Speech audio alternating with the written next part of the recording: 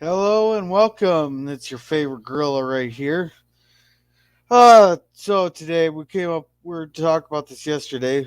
Come up with the idea for today's stream of talking about some of Starfleet's stupidest decisions. Now we're talking in the universe, not the bad writing from the writers and stuff. Just stuff that happened in the universe that makes you go, "Well, that was stupid." Like the example we brought up yesterday was that um, Tucker from Enterprise shouldn't have gone on the mission to seek out the Zindi because he was on a genocidal mindset. Instead of seeking out the enemy and dealing with it, however, should he just wanted to genocide the Zindi for what happened to his sister. But if you look out throughout the years, there's a lot of bad decisions there that Starfleet's made or policies that Starfleet's made. Hey, Resolute. Uh, that Starfleet's made out throughout the years that were like, seriously, like that's a policy, or seriously, they're doing that. Now, one of the biggest one I've seen multiple videos on this here was the Treaty of Algeron. Like, why couldn't Starfleet make any cloaks, even for just simply defensive purposes, or have them on civilian ships? Now, I know it's the way to keep peace with the Romulans and the peace the Romulans, but that's just asking for trouble there. When you got the Klingons have cloaks, the Romulans had cloaks. I'm pretty sure there's a couple other species who had cloaks. And it's not like the Starfleet didn't have the ability, because in the episode Pegasus, they actually had a cloak, and not even that, a damn good one that could actually go through material.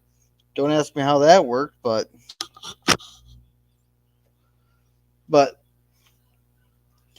you know, it's one of those as a very, very.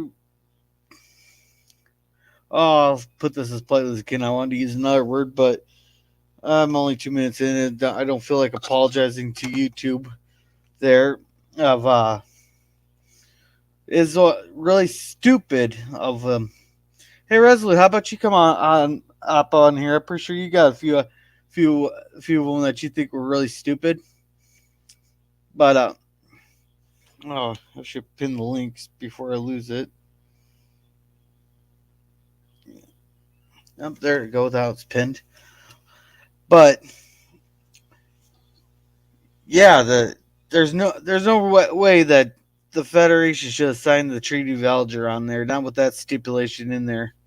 I'm not, but that's the only thing we even really know about the Treaty of Alger, unless there's some books or something that explained it more. But that's just yeah. Hey there, Resolute. How's it going, girl? Good. Oh, I could barely hear you. I better adjust this real quick. Can you hear me? Oh yeah, that's actually kind of loud. Oh, okay. Is that better? Yeah. Okay. Apparently, if I turn the volume down to where I can't hear you, apparently I'm pretty loud on your end then. Okay. So either I have to be able to hear you or be able to speak right. Yeah. Hmm. Do you know anything if there's any more we knew about the Treaty of Algeron than the whole cloaking stipulation? No, that's the main thing I can think of. Yeah. They didn't really mention it too often. Yeah. Where's John DeMarco when you need him? But no, I think the Treaty of Algeron was one of the stupidest things that Starfleet could have ever done. Unless you could think of something Uh, stupider. well, the whole Cardassian policy. I mean, giving up territory to appease them Yeah, especially when their technology was 50 years behind the Federation, apparently. at minimum. Well, no, they mentioned that when they went hunting for the Phoenix. Hell, they couldn't even tell. They didn't even know what a transponder was to be able to identify a ship. No, they knew what the transponder was. They're just shocked the hell that the Phoenix could read theirs. Or, well, the Enterprise could read it. But I don't know. I don't know if the yeah, but that's one of those episodes there.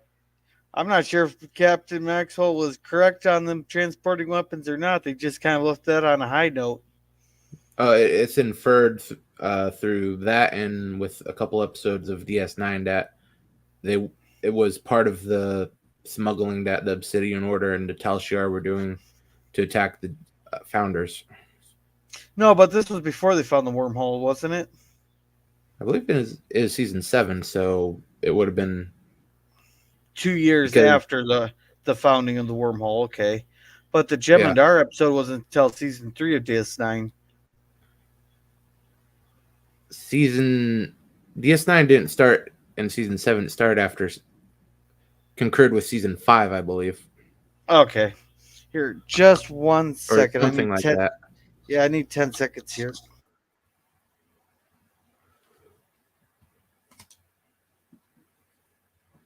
I could be wrong about that, but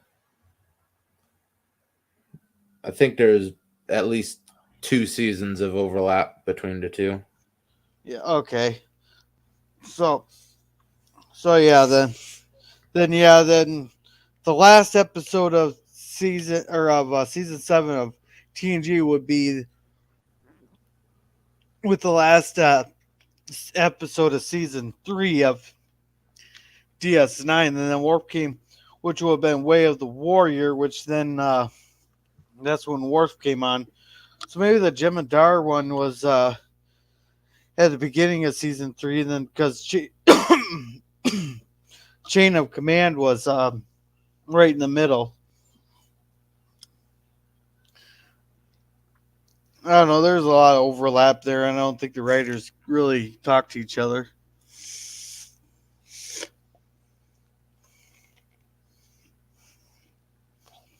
So, 6 and 7 overlap with DS9 season 1 and 2, okay, and Generations takes place during, or yeah, during the early part of season 3, and then Worf comes in.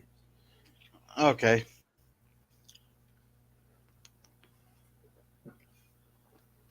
But I'm still wondering why. No, wait. Oh, no, never mind, never mind. I'm thinking of something else here. But, but yeah,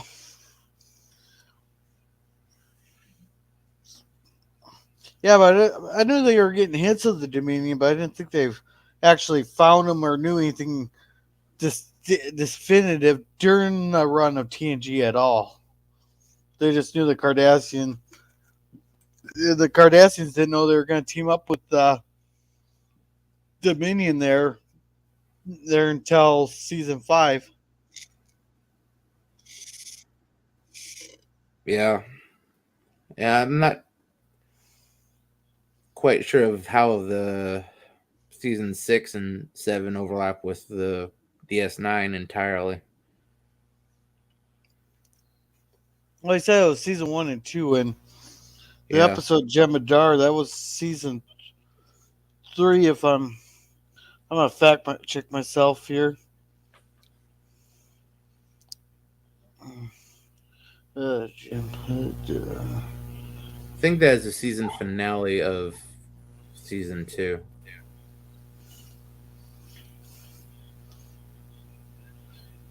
Season 2, episode 26. Yep, you were correct on that.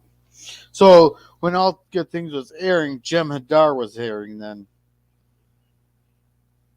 Okay, yeah, so it doesn't quite line up. Yeah, and we could be like a season off here because it could have been season 5, and then as soon as All Good Things aired, then Worf transferred over to Way of the Warrior and just made an appearance on Generations. Yeah, There, I'm that. not entirely. Or no, in Way of the Warrior, they mentioned the Enterprise D was destroyed. Okay, so then season 1 of DS9 had to have started season 5 in order for that to work. Yeah, so season 6 and 7 of TNG do overlap with 1 and 2 of DS9, and season 3 overlaps with Generations. Okay.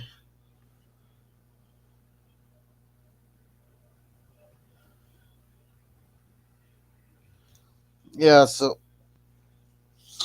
anyhow, what's another what's another stupid thing that you think that the Federation has done or the Oh, Starfleet? anything involving Janeway. Well, Not she court got martialing her the second they found out she was alive. how much of that stuff was kept under wraps just so that though, but but Chico cited that one thing she recited to Maxwell there, or that Maxwell recited to her that she did what she did to preserve the life of her crew, even If though she was that interested conflict. in her crew, she would have hijacked the caretaker's array and sent everybody home. Damn though, Compa.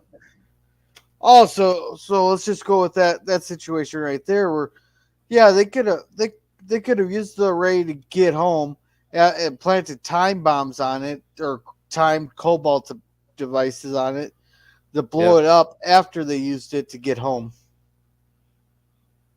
Yeah, the very fact that she stranded him there in the first place is court martialable. Well, is that really court martialable, or if it's an option because she could argue it in the court martial, go, well, we were under a lot of stress and we did not think of using that as a way to get as a viable way to get home. We could not let the Kazon get a hold of this to oppress another species. Blah blah blah blah blah blah blah blah blah. Screw that. Yeah, You could have gotten everybody home. You stranded them there. You spend 10 years in what the Federation calls a penal colony, calls prison, yeah, which is but it's all nothing. legalese and how good of a lawyer you got. With the Feder. Well, actually, I wonder how that work with the Federation not having any money. Who gives how how you determine how good of a lawyer you get? Because right now, the more money you have, the better lawyer you can get. Yeah, it's probably just who you know. Yeah. Oh yeah, because Picard could get a lot better lawyer than any ensign. Yeah.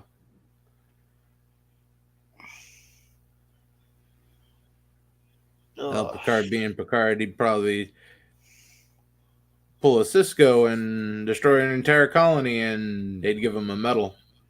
Picard doing that? If he, all he'd have to say, it was for the good of the Federation, and they'd pin a medal on him. Yeah, Picard would talk his way out of something. Yeah, he'll go all full Shakespeare on him and into a big some inspirational speech. Cisco, he did. Which I'm actually surprised they did not court martial Cisco for that. To appease the Cardassians when he I poisoned the think mock. they're, well, no one cared about some Maquis. The Cardassians were happy to see him poisoned. Yeah,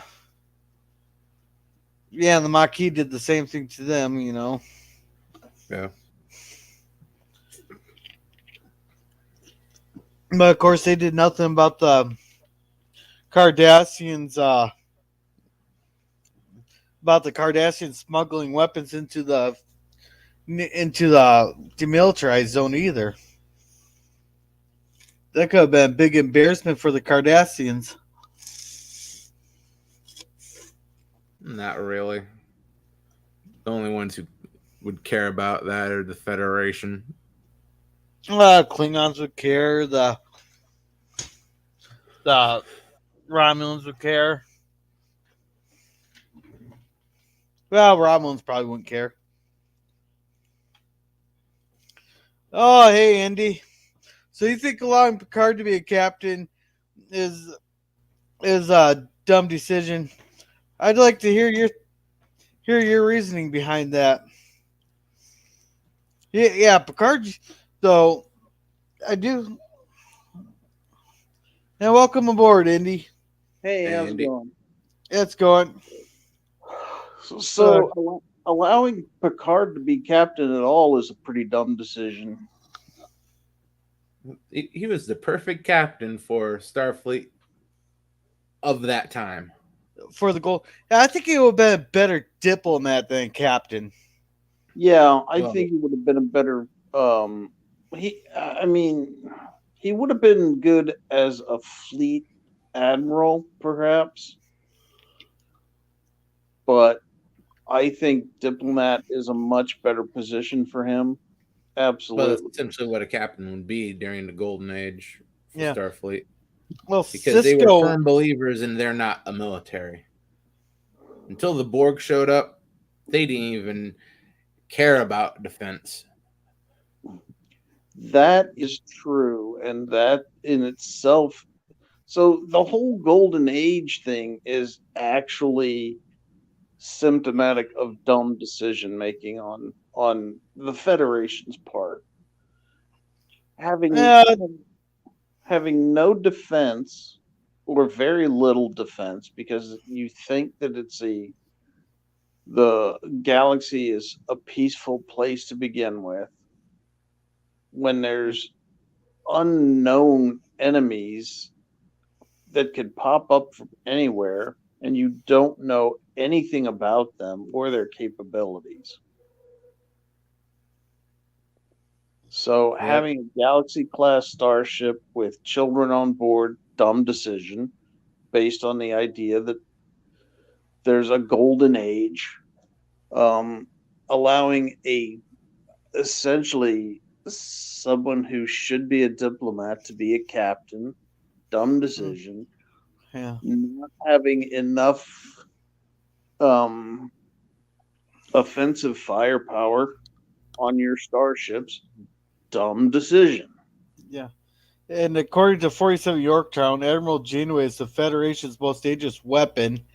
And Professor here is adamant that Janeway did nothing wrong.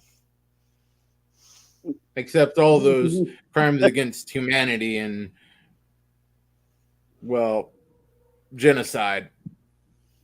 Wait, who did she genocide? Because At you least can't the genocide. species every Uh, season. She oh, genocided the Hirogen. she didn't genocide them. She just gave them They- holodeck technology and they killed themselves. I mean, It's yeah, like giving a nuclear bomb to a bunch of monkeys. You know what they're gonna do. Hot potato, hot potato. 1, 2, 3. well, now is the Hirogen culture was dying out anyway, according to the one Hirogen, and That was one Hirogen's opinion. I mean, yeah, that is very true. That was one Hirogen's opinion. That is very true. But She turned a theoretic destruction of a civilization to a whole bunch of dead Hirogen. well, the Well, Hirogen and the Hiro, I you're right you're right in the fact that giving the Hirogen the technology to do holograms was a bad idea, short-sighted. But she's trying to save her crew at that point um, from certain death. oh, yeah. Oh, since we're on the Janeway thing here, her stopping the species 8472 war, man, they could have destroyed the entire Borg collective there, but and the way they could have made secretly made peace with species 8472 and had them destroy the entire Borg collective. She could have just given them all the information on the Borg there. She actually, you know what? That's a good point too, Gorilla, because she ultimately destroys the Borg almost as effectively as Species 8472 I don't. would. No, I don't think she did. She destroyed the Borg. I think she just destroyed the one major hub and destroyed a lot of ships. But I don't think she completely decimated the Borg because it's implied in several episodes there's more than one Borg queen and there's several Unimatrix. I actually believe there is one queen per Unimatrix. Yeah, but the Borg and species 8472 would have stopped fighting pretty quickly, I think, once the Borg stopped being aggressive. No, The they Borg are not, they're not the Borg had stupid. retreated, and species 8472 followed them back into Yeah, normal universe. I think Species 8472 would have genocided the Borg, then sit back to see how other races reacted to them, and then if they weren't hostile to them, they would have just kind of went back to fluidic space. That's that's what I think would have happened. Yeah, but species 8472 might have just been trying to give the Borg enough of a bloody nose to make them think twice about coming after him again. Yeah, but they might have understood how the Borg worked and be like, "Nope, we're not going to risk it again." Yeah, it is quite clear that in Scorpion that they had gone past the point of the Borg being on a defensive footing to the Borg were close to being eradicated.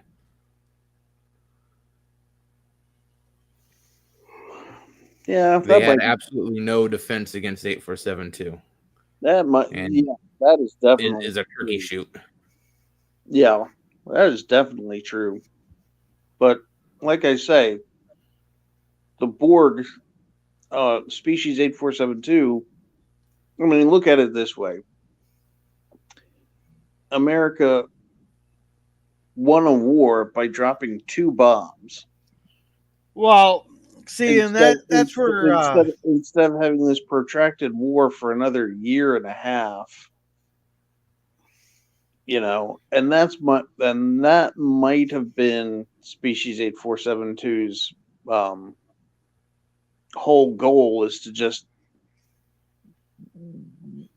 massively blow the Borg out of the water yeah, but Indy with that. long enough for the Borg, just long enough for the Borg to go, oh shit, oh fuck, Yeah. we gotta Well, stop. India, with us dropping the two bombs on Hiroshima and Nagasaki, there, with the Japanese first, they thought we had a lot more, because there was actually a third one they were going to drop on Tokyo, but also Well, two that's what like they told them. Yeah, 1 or 2 days after we dropped the first one on Hiroshima, the Russians entered the war and invaded through Manchuria, and the Japanese knew they could not fight the United States and the Russians and the British there all at the same time, so they surrendered to the United States so they would not have to face the consequences from Russia. Ah, okay, that's interesting. I didn't know that part. told Yeah, them that that. yeah that's because history's written in the eyes of the victors, and in our eyes, we were the victors. In that we screw the Soviets, they did nothing. I don't know. Instead, but they started taking care of the Japanese in Manchuria. While we were dropping these big ass bombs. Well, these big ass bombs on Hiroshima, and Nagasaki, and then thought Tokyo was next. I'm not sure where the thing was. Hey, salty checker, you made it. No, I'm not here. No, you're not. So So what's the dumbest thing Starfleet's done? Have you decided? We were talking about the Treaty of Algeron. We were talking about Janeway stopping the Species 8472 war, and her genociding the Herodian. Well, I don't necessarily think that Janeway helping the Borg against 8472 was the dumbest thing. Well, we're just talking dumb decisions in general. Right, but I'm just saying, like, that one I don't think was dumb because from what we could see, if she hadn't have helped the Borg, 8472 was going to wipe out everybody. Yeah. Granted, the Borg started that war, and so, I mean, Chakotay did have a legitimate point in that the Borg were the instigators of the war, but at the same time, 8472 was going to wipe out everybody, not just the Yeah. Borg. But what did the Borg contribute to the invention of those nanoprobes? Yeah. Seven and the Doctor figured out how to use them against the 8472. They could have just sat back, let 8472 wipe out the Borg, and then when they're done with that, start using the nanoprobes on them. True, but the Borg had basically the infrastructure to be a threat. The Federation wasn't a real threat to 8472 because they weren't a widespread empire. So the Borg were large enough, like the Borg could, once they had the information on how to do the nanoprobes and everything, mass produce it on a scale and deliver it on a scale that could be a real threat to them. The Federation could never do that. The Federation at best could defend one little corner of the galaxy. Well, that's not how it ended up happening. The Borg, And Professor Bo- Williams, so Voyager- I didn't read your answer yet, but I thank you for it. I'm going to be using that stuff in the not too distant future. Yeah.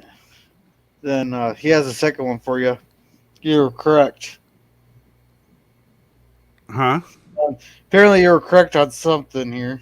Well, I think he's imagine what it referring was. to my to me being correct about 8472, about the fact that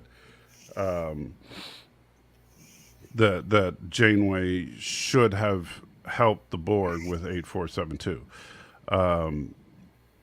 That because basically 8472 was a common threat to everybody. Yeah. So Hey, I don't maybe- think now I do think it was a boneheaded decision for Janeway to strand everybody in the Delta Quadrant in the first place. Yeah, we talked about that also. Yeah, Yeah, Resolute was saying that. yeah. And Yeah. yeah, I tend to agree with you, Salty. The species 8472 had the Borg on the back foot, but they weren't going to prosecute the war until the Borg were completely decimated. They were just Right. going to go long enough to make the Borg not be a threat to them anymore. and then they would have started it on everyone else.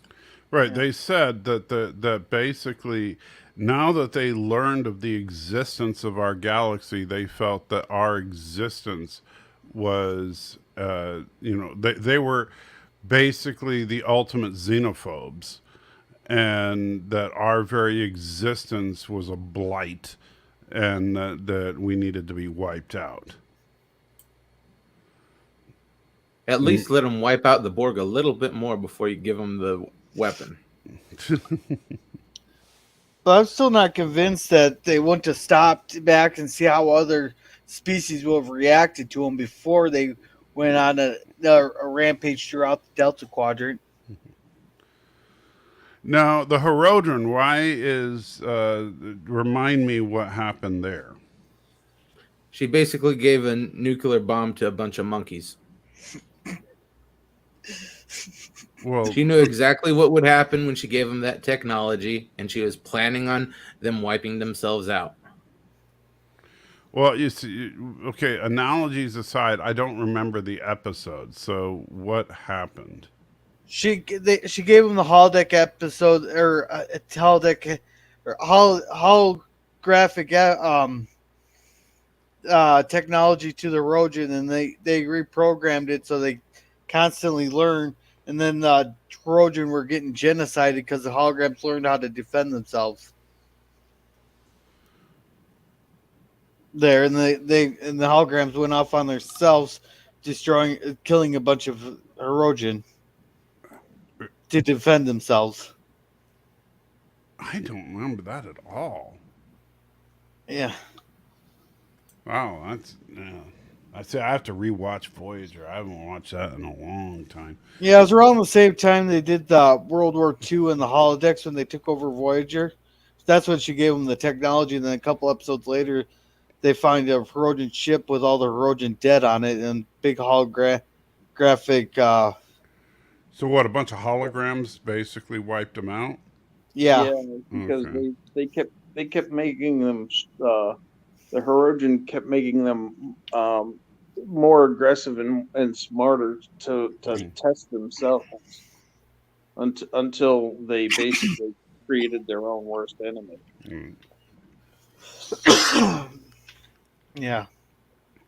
Hey, see, She that's an did. interesting point, though. Professor Brainy Specs mentions in the chat that of course, if Voyager hadn't have gotten stranded in the Delta Quadrant, then the 8472 would have wiped out everybody.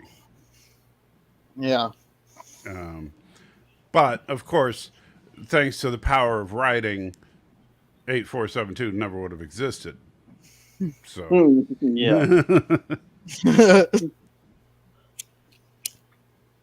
but I still think that the stupidest decision of the Federation was thinking there was a golden age in the first place and making Picard a captain instead of a diplomat. oh yeah, And, Picard should never have been a military leader. yeah, Hey, Well, he was Salt. a military leader at that point. Yeah. Yeah. Hey, Salty, maybe you can help us. Me and Resolute were talking about the Treaty of Algeron here in the beginning. Did they ever mention anything other than no cloaking devices about the treaty? Not really. I don't understand what does the Federation get out of the Treaty of Algeron. I mean, the only thing we really know is that it's a violation of the treaty for the Federation to use cloaks. yeah, Uh, and but there's got to be something that the Federation gets out of it, because otherwise it's a pretty lame treaty. They appeased the Romulans. That's what they got out of it. That wouldn't be out of character for the Federation. Yeah, really, the Federation would be like, okay, so here's the deal. You don't attack us, and we'll just, bend over and take it up the tailpipe. yeah, Yeah. It's like there doesn't seem to be any plus side for the Federation here. yeah, and that's the truth. It's they're not allowed to develop their own cloak, even though the Romulans have a cloak and the Right. Klingons have a cloak. I mean, typically you would have something like, you would think it would be something like like the modern day equivalent would be something like a nuclear non-proliferation treaty, where neither side would be able to develop cloaking technology. Right. But the fact that only the Federation doesn't get to develop cloaks, why? And then what technology do the Romulans not get to develop then? Exactly. It's just like it's stealth technology in the 80s, right? Right. If the America and the Soviet Union signed a treaty where only America doesn't get to develop its stealth technology, but the Soviet Union still does. Right. That would make no sense whatsoever. And no sane country would ever sign a treaty like that. Yeah, it's too one-sided. Right. So, Sounds just like the Federation. well, it is like the writing of the 1980s. Unfortunately, in that's one of the big weaknesses of Berman era Trek, particularly TNG, is that like they go into this uber pacifist writing to where the Federation will do anything for peace, I mean, you want to talk about the stupidity of the Federation, which is kind of the point of this live stream. It's that in the TNG era, and specifically, the Federation would like say, "Hey, we'll detonate all our warp cores if it means you won't invade." But they did do that in Discovery. Only they used the Kelpians for that. Yeah. I mean, that's how stupid they are. They'll sit there and say, oh, what do you want to, oh, well, you want us to all just commit suicides, and then you won't attack? Okay. You know, you But want, we'll give you all of our self-destruct codes if you won't attack us. yeah, It makes no sense.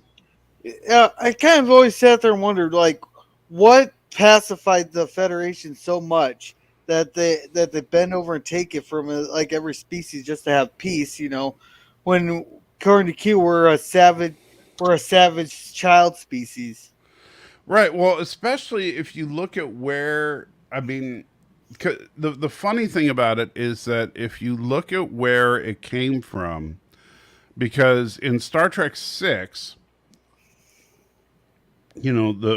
which was the last time prior to that Starfleet was truly the military, that never would have happened.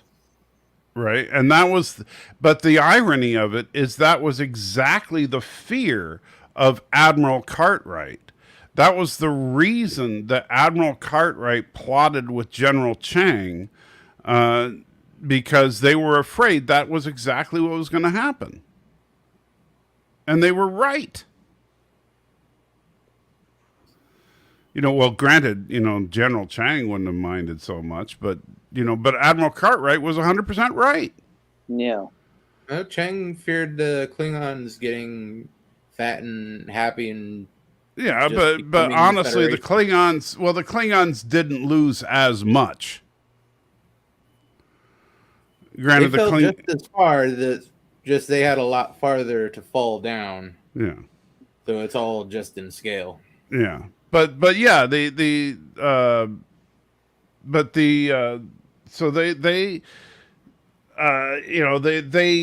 literally, it's kind of funny because if anything,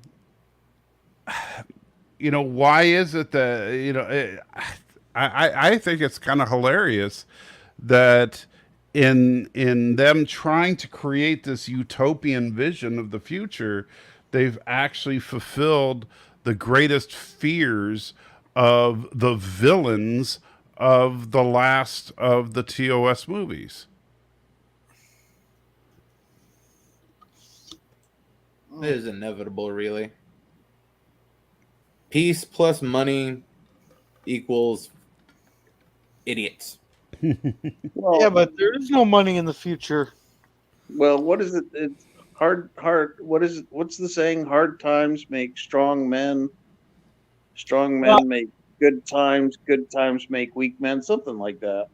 it's Yep. weak men make or bad times make strong men make good times make weak men. Yeah. So it's cyclical in Right. nature. Um, and it's kind of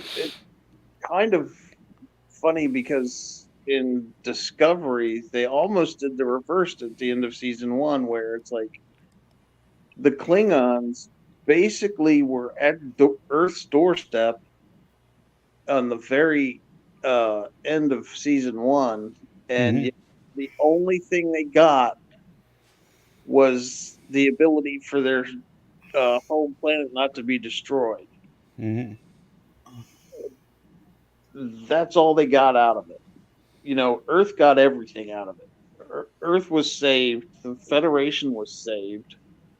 Um, And by the way, the Klingons, their whole motivation in Discovery season 1 was they didn't want their culture to be destroyed. yeah, exactly. And it makes perfect sense that they wouldn't want their culture to be destroyed. Or, Right.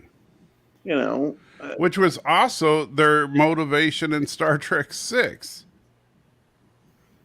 You right. know, Yeah. and it's just kind of funny. The Klingons were very proud of where they come from, and what happens? What does the Federation want? They want them to, hey guys, no, you can continue to be Klingons, just stop doing all the Klingon stuff. Exactly. You know, Yeah. so That's which is so it's kind of funny because they're doing exactly what the Klingons say you are afraid of. Yeah, and the Klingons are perfectly, they're perfectly correct in the idea that the Federation will dilute their culture. Right. And it's absolutely, the funny thing is that, you know outside of a the problem is that, and you get into the question of, like, unless you have some kind of objective moral standard, without outside of that, then, who are you to say that their cultural standard is any better or worse than yours? Just because they like to eat live serpent worms, why does that make their culture superior or inferior to yours? And if their culture thrives on the fact that their first officer's duty is to assassinate the captain if he's weak, why is that superior or inferior if their ships run on strong discipline and are effective? Yeah, exactly. And in Day of the Dove, Kang's wife says, "We we are poor planets. We must Hmm. fight to survive." Right. And that's just that's it's natural for them to do that. It's not something that's they've decided that this is how they have to be. It's something it's not a it's a biological imperative. Hmm. Hey there, Zeus. Welcome to the channel. Yeah, it's been a long time since you've been in the chat. Welcome. Yeah. So, now where were we? By the way, Um, I finished the movie night stuff, like, li- Yay. about 20 minutes ago. Yeah. So, Yeah. How'd your Popcast thing go? oh, it's fun. We talked about the last episode of Picard mostly. Yeah. Dork Knight was very angry, but then I than he usually is. Yeah. don't know. He seems like he's a pretty calm guy. Oh, I know. He gets very angry. Yeah. I like Dork Knight. He's a cool guy. Yeah. Um, but no, the I did things a little different tonight. So Indy, you should try to stay up tonight. At least stay up for the short film. I am trying to stay up. I Okay. absolutely am. So the short film, now the short film is shorter than usual. So you might be able to stay up at least for that. Oh, so Uh, we're not watching like a pre-episode, like an actual pre-episode? well, didn't you see the? Were I you there? don't think I No, don't I think was. everyone's there for that one. No, You weren't. You weren't I there got. for when I I showed was in the. round two. I was in round two, and I Oh, so got. you didn't see the Down. the sneak peek of it No, then? I wanted to, but yeah, I Yeah. was in the Okay. chat. Okay. So yeah. So Indy, you saw it. Yes, it was hilarious. Okay. So what you're gonna see is a very unique edited version of an episode that's about 20 odd minutes long or Okay. so. But it's nothing like anything you've seen before. Okay, so throw out any expectations you have, because it Did is I ever have expectations? well. I mean, like, it's completely re-edited.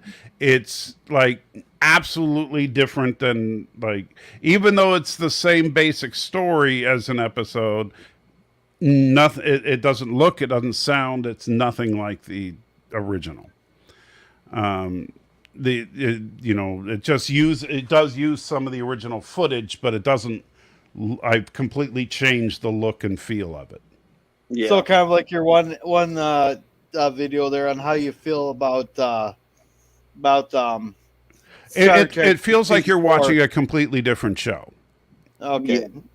And so the but it's about 20 minutes long, but it covers an entire episode from the original series. Um, and then when we watched the movie, I did things a little different. Instead of just doing my snarky little memes where it freezes, I didn't do that this time. Instead, we're just going to watch the movie. We're watching Star Trek 2009. We're just watching the movie straight through, except the only thing I freeze on is when people die. That's the Okay. that's And do your little rip thing. yeah, yeah, Yeah. yeah, just the RIPS, and but I do keep at the bottom of the screen a death counter. Okay. So we're going to count up the actual number of people who die in Star Trek 2009. And we'll see you, Zeus. Thanks for stopping by. All right, have a good one, Zeus. So I'll ask you guys right now: how many people do you think die in Star Trek 2009? 346. You think 346? All right. um, What do you think, Indy? let's see. So we lose all of Vulcan, so that's got to be somewhere in Oh the shoot. I forgot about that. So I'm gonna up mine up somewhere in to the 8,346,272. All right. 10. So you're not saying 8,346,000 I'm gonna say, and some odd. All right. I'm gonna say about 10 billion people. You say 10 billion.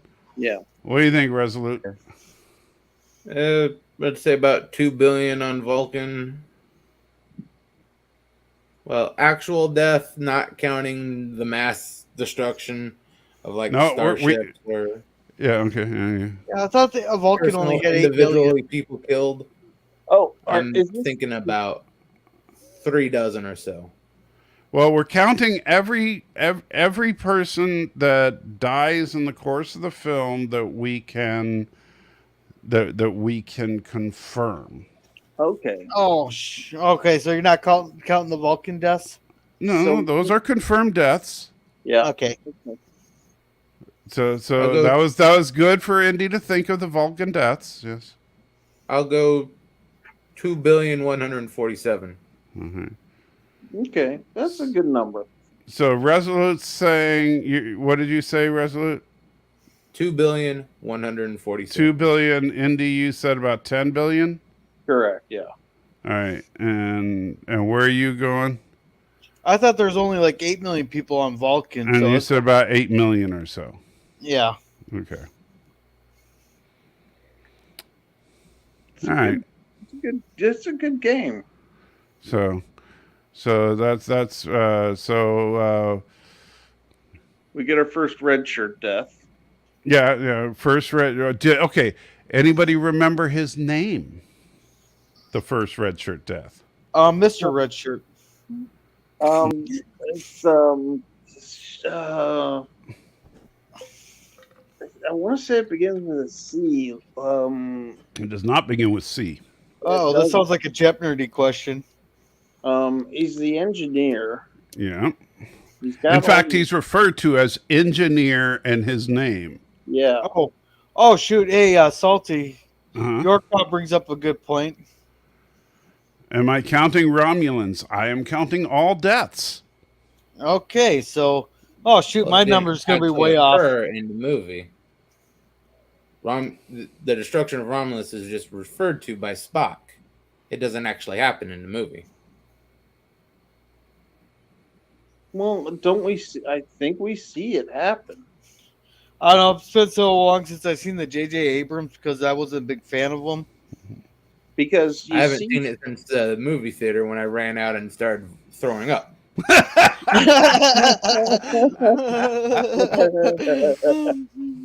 because we see the flashback of Spock trying to get to Romulus in time, and then I think we see the destruction of Romulus. Because it's like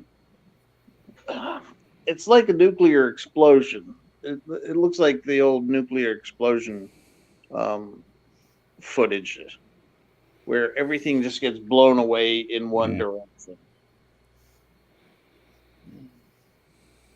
So was Remus in the same star system as Romulus? I can't remember. Remus Yeah. is in the same star system as Romulus, although, spoiler alert, since there's not that many people here, Remus is never seen or mentioned in this movie, so I do not count Oh, Remus. oh okay.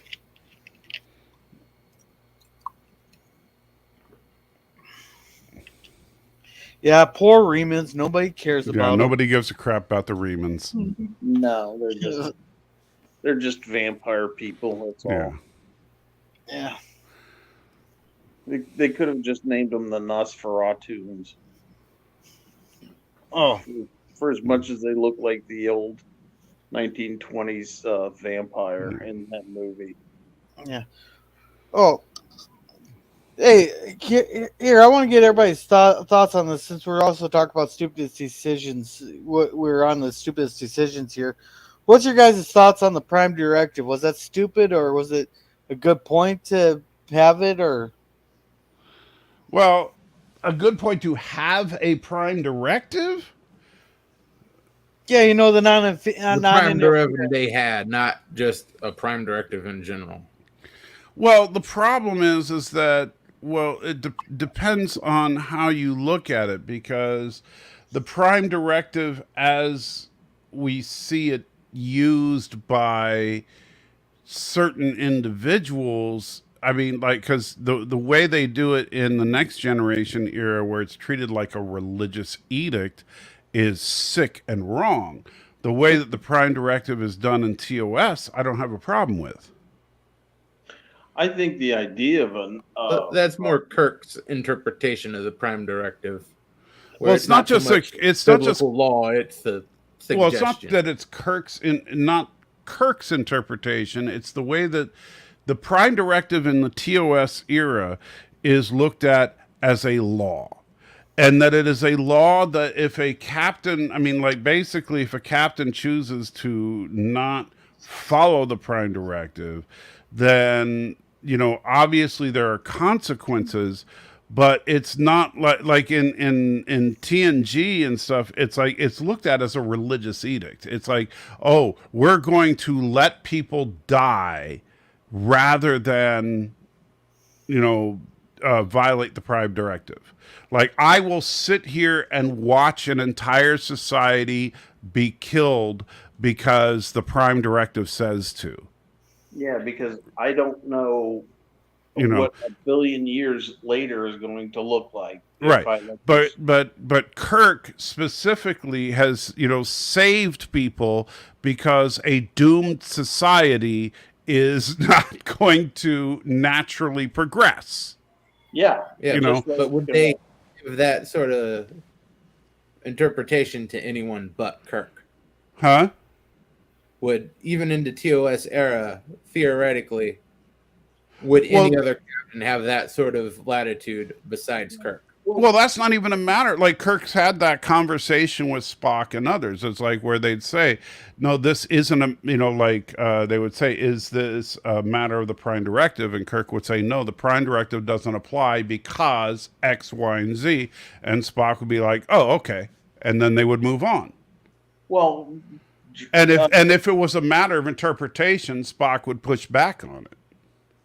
and Germ to directly address what you said, Captain Tracy could have been interpreting the Prime Directive himself when he was Yeah, trying to save the people on the alternate Earth, because he was trying to say ultimately, yeah, he was out for the money, but he would have saved lives if he had actually found what he thought he had found. He could have saved billions of lives. So that's a reimagining of the Prime Directive right there.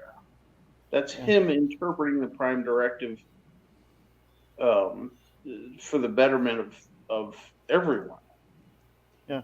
And welcome to Yeah, but Cap how would they Stargate. have treated him if they actually brought him back Yeah. in any type of state to stand trial or anything like that. Yeah. Ironically, what Captain Tracy was trying to do is very much like what Admiral Doherty was trying to do in Insurrection.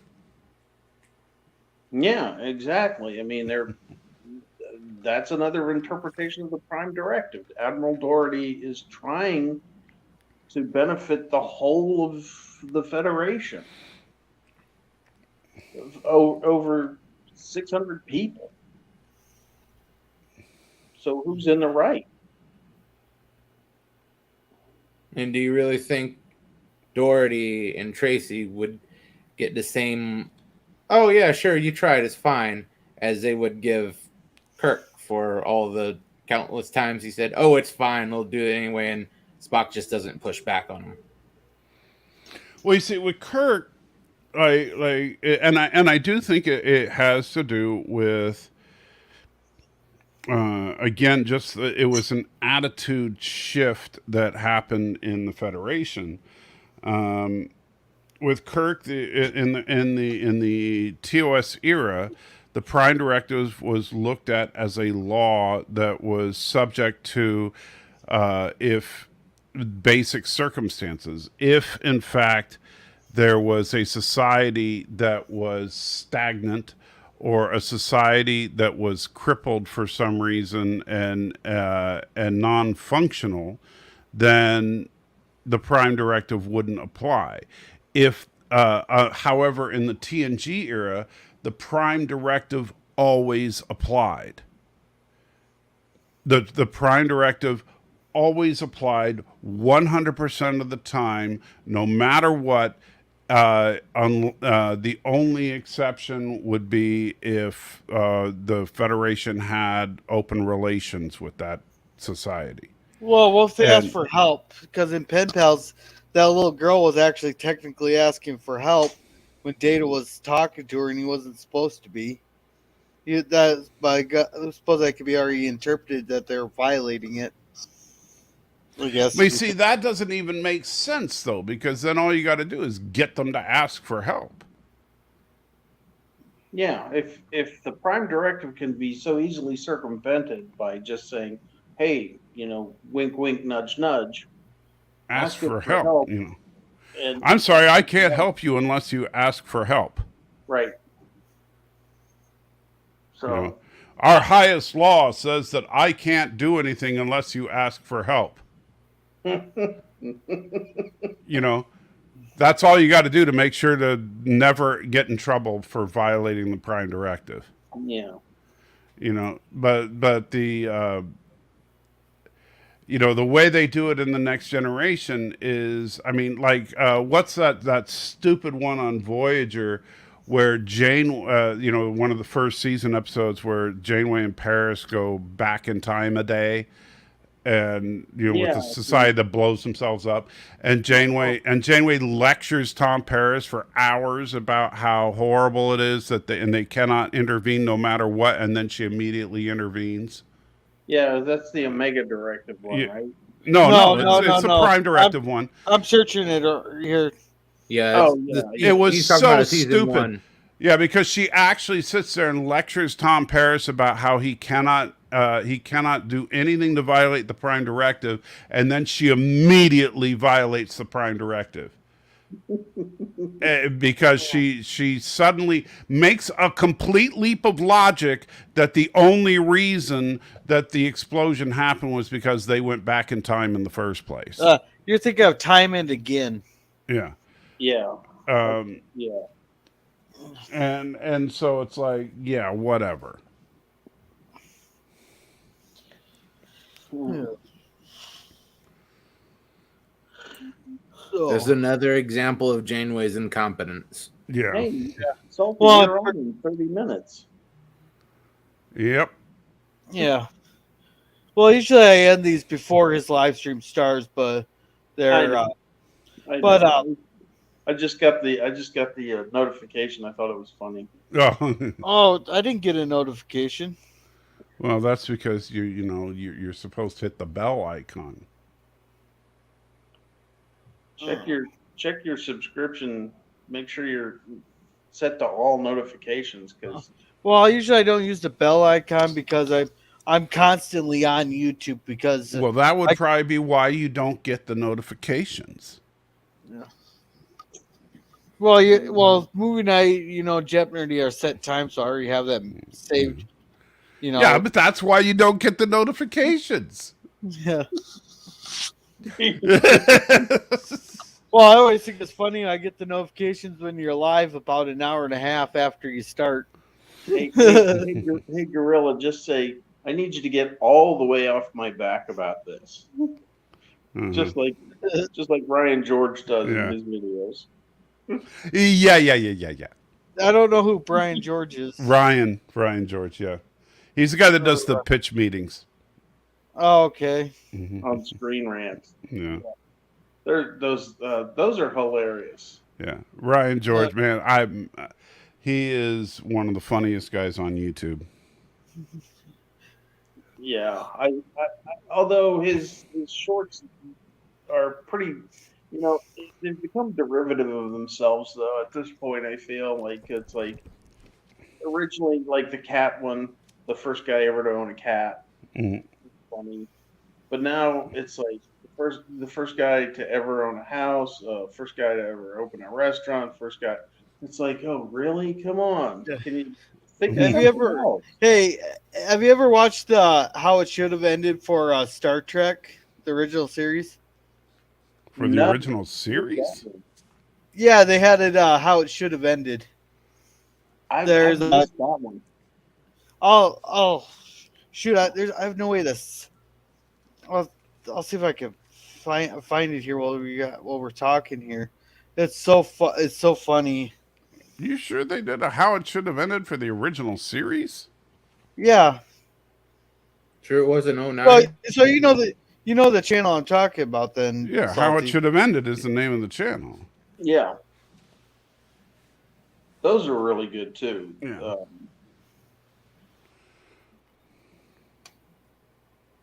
But anyway, Yeah. yeah, I'll see if we can. Yeah. I'm gonna look for that now. I'm getting it for the chat. Yeah, I wish Brian George, sometimes I wish he didn't exist so that I could like do the pitch meetings for like all the Star Trek episodes.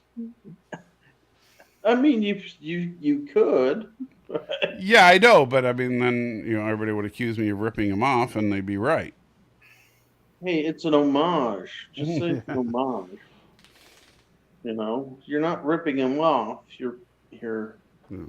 um So I hear you got a new episode for me. yeah. Yeah, it's called the Doomsday Machine. It's about a big ice cream cone. Oh really? Yeah. Is that gonna be scary? Yeah, it's about a giant ice cream cone and it eats planets. Oh no. Uh, Yeah, and it ate another starship, except that it didn't quite eat it all the way.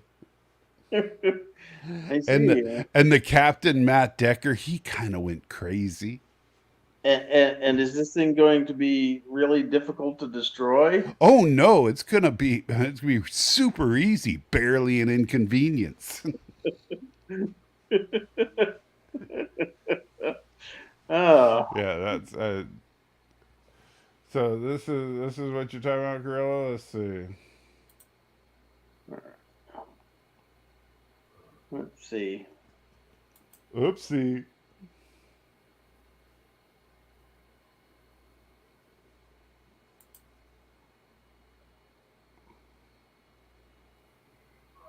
Okay, yeah, this is Star Trek 2009. Oh yeah. Yes, I remember seeing that. Yeah, Is that 2009? yeah. Yeah. Okay. I thought it was original series, but How can you be so good at Star Trek trivia and not know the difference between Star Trek, the original series, and Star well, Trek it's 2009? animated and it's a lot different, and they're supposed to they both use Kirk as Spock and all that, and Scotty. Oh, we lost Indy.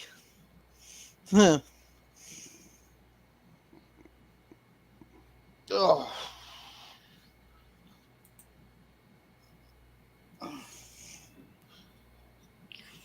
So, what are we watching after Star Trek for movie night? Star Trek. Well, after these J.J. Abrams. Oh, uh, then we're gonna be watching Fast and Furious. Oh, yay. Why? Like J.J. Abrams Star Trek isn't painful enough. You have to go to freaking Vin Diesel in crap cars It's all galore. about family. Yeah. Yeah. Ugh. Hey, I want you to inject all the red shirts out into space.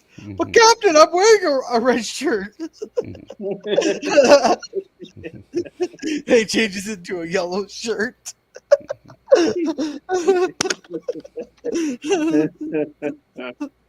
Uh, No. Oh god, when my coworker Pat told me about this, showed me that one, I laughed so hard at that. We need more lens flares. Oh shoot, that didn't work.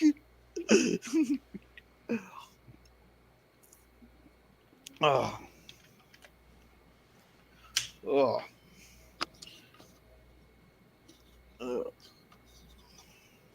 So what else you guys want to talk about? We still got like 10 minutes. We could go, or we could cut off early. I don't care. Wow. See, that's the Yeah. wrong attitude. You say, "Oh, I don't care." well, let's see. What other bad decisions did Starfleet make or the Federation make? Well, you think they should have stopped those 20 ships from going and genociding the founders? No, because I think they might have wanted to see that, see what would happen. You know, Federation Yeah. sitting back and watching this and going, well, if it works, then our hands are clean. No, but but But then if you're it gonna have a doesn't, fleet of pissed off Gemidor and Vorta going after any target. And Federate, that's where right on the Federation's doorstep, right there. Well, that's why they sent a task force. Of 6 ships to take on a fleet of Gemidar. well, yeah. But A task force of Obers to go fend off the Dominion.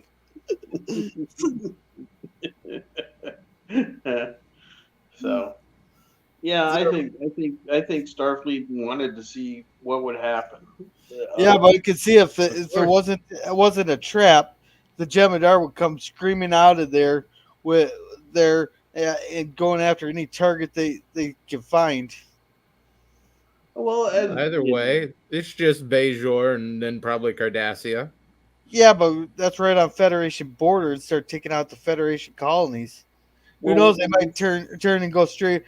Take leaving a scorched earth as they're heading towards Romulan territory. well. Speaking of dumb decisions, why didn't the Dominion just immediately take out DS9?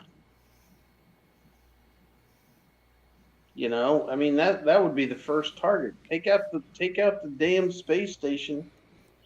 Well, That's because Deep Space Nine was equipped with experimental plot armor. uh,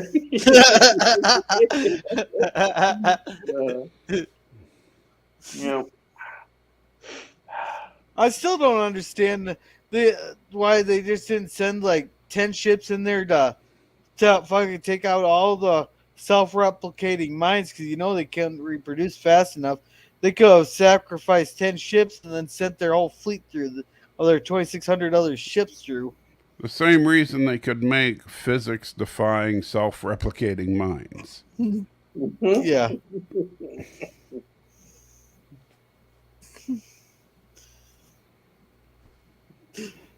Or the Klingons mining an entire edge of star system. They're like, do they not realize how big space is? How many hundreds of millions of mines they would do just to make an effective minefield? Yeah, that's just trying to use earthly equivalents to to describe something that's impossible to do in space. Yeah. It's just like Family Guy's riff on the second Star Wars movie, where we're just going to go right at the ships. We're just going to go right at the Imperial ships. We can go in any direction we want to leave Hoth, but we're just going to go straight for the Imperial fleet Yeah. when we're evacuating. Although the Family Guy thing, my favorite thing is still, I know some maneuvers. What? And then, wait, your maneuver is just listing to the left? And then, wow, he's listing to the left. This guy knows some maneuvers. Yeah, that was hilarious. Of course, there's also the giant boob nipple gun. I mean, what else are you going to think that thing is? Come on. Oh, come on. You can't beat the Type P phasers Yeah, in the Type P phasers. You know, the funny thing is first now it's contact. like you turn on Voyager and you see those Type P phasers all over the place, and it's like you can't not see those. But Yeah. before you didn't notice it because it was on low def TV, so it's like, oh, now I can't not see Well, I those. think that's a lot, like a lot of things the way it's designed because they're low definition. Like the guy who was in charge of like making like the computer consoles in TNG, he never thought TV would be like the resolution would ever be good enough that people would actually be able to read it. So he like one of the screens all it read was the lyrics to Gilligan's Island. Like he had to make it so it looked like it had something on it, but he didn't think people would ever be able to read it. Yeah. Which fun fact about Gilligan's Island there, and the very first pilot episode, if you look in the background there, the flag is at half mast because when they were filming it, it was the same week that JFK was assassinated. Oh, wow. There's your useless bit of information for the day. All right, well, I am going to drop off so I can get ready for the live stream. Yeah, we'll see you there, Salty. There, I gotta get a couple things done before I head over to movie night. So I'd like to thank everybody for showing up. If you're not doing anything, come check out movie night. It's supposed to be a lot of fun tonight. Here, apparently, I missed But the thing it there. is Star Trek '09, so Yeah. Yeah, temper your I expectations. promise it'll really be Star Trek '09 this time. yeah. And make sure to check out Indie Tiger's channel. He has quite a few interesting videos there. And join us tomorrow for Resolute Germ for Saturday morning cartoons. And then on Tuesdays he does Farscape and Lex. Zeus Gaming, I believe you do live streams on the gamings there. We also with Professor Brady Specs in the chat. He has History with R and Question Trek on Sundays. Oh, that Question Trek is a lot of fun, and the History with R is very interesting to check out. I'm not sure about 47 Yorktown here. There and Gap Stargate, he has a bunch of really fun shorts of the stuff he's collected over the years, and he has some really good looking cats. So I'd like to thank everybody for being here, and also tomorrow I will be streaming Nuclear Hurricane. As long as I can get to work, that should be a total cheese fest for us. That'll be at 7 p.m. Central Standard Time. Alrighty, we'll see you, everybody. Thanks a lot. Take care.